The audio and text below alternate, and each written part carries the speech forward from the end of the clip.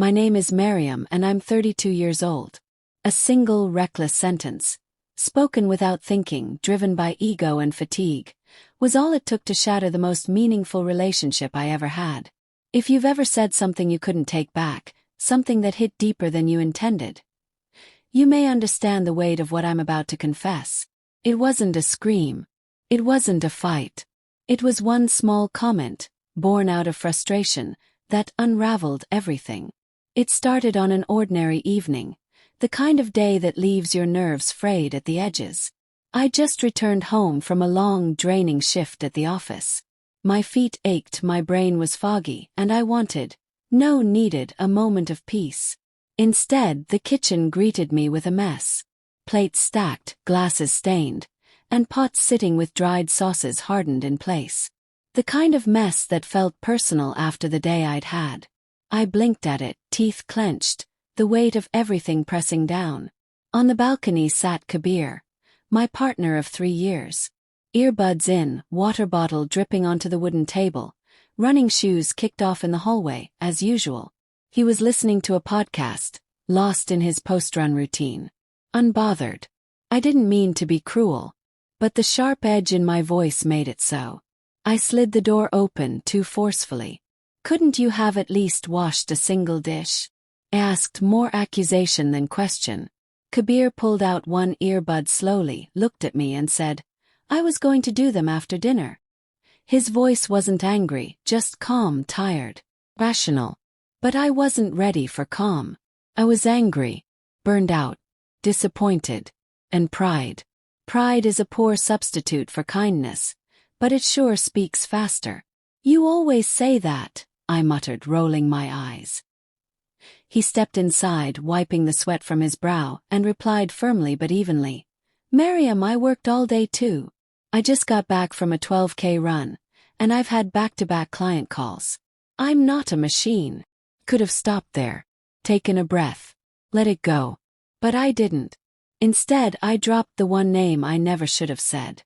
"Well," I snapped, "at least a deal never made me beg for basic help." The air froze. Deal. Mix. The man who presented perfection to the world. Immaculate house, crisp shirts and fake smiles. The man who belittled me behind closed doors. Who drained me emotionally even while the floors were spotless. The man Kabir was nothing like.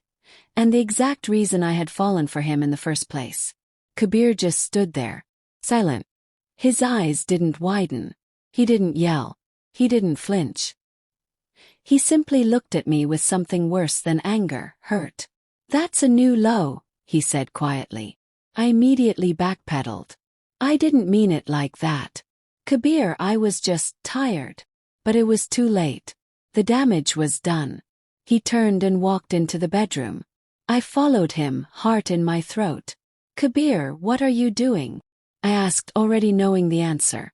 He opened the wardrobe. "Packing," he said. Easy. "You've made it clear I'm not what you want." "No, that's not true." I rushed forward. "You know I didn't mean it. You know how much I love you." He didn't stop folding. Didn't look at me. "I'm tired, Miriam," he said, voice level but low. "I've spent 3 years trying to prove I'm not him. That I'm enough. But you still measure me against the man who broke you." Each word landed like a stone. "I am sorry," I whispered, reaching out. I was overwhelmed and I lashed out. "Please just don't leave." "I'm not angry," he said, finally meeting my eyes. "I'm done." There was no slamming door. No screaming match.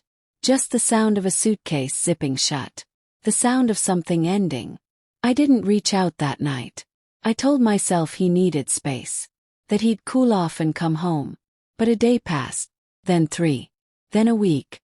On the 7th day I broke. I sent a voice note, raw and trembling. "Kabir. I didn't mean it. I was tired and hurting and I struck out. You've always been there for me. A deal had money, sure, but you gave me peace. You made me feel safe. You made this house feel like home. Please don't let one mistake end us."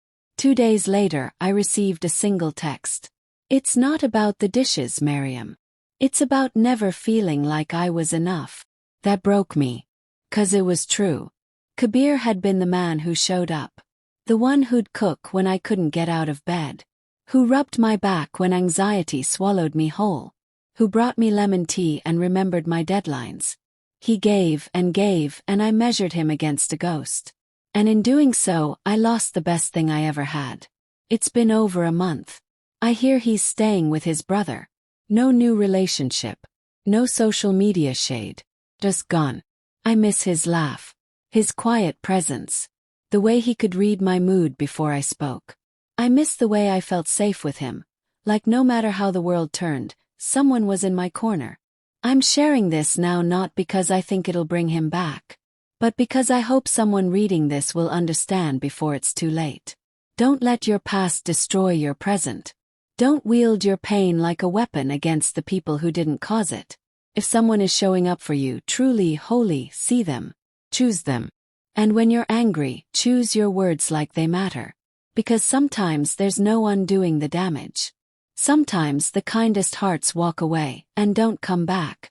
And all you're left with is silence. And a name you wish you'd never spoken.